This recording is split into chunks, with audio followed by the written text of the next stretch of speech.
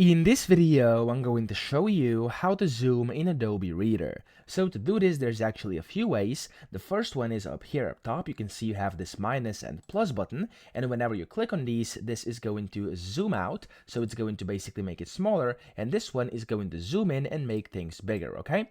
You could also go over here and just select any of these zoom percentages. For example, if I do 400, it's going to jump to 400, or you could make a custom one. For example, if I do 250 and press enter, it's gonna go to that percentage of a zoom, okay? So that's essentially the first way to do this. The second one is using your mouse and your keyboard. So we can hold down your control key on your keyboard and then press the plus button or the minus button, and it's going to zoom in when you click on the plus button and zoom out when you press on the minus button. Then you could also use the control key on your mouse. So if you press the control key again, you can just use your mouse scroll wheel and basically scroll up to go in, to zoom in, or scroll down to zoom out, just like that. So those are all the ways to zoom. I hope this video helped you out. If it did, please subscribe to the channel and help me out as well.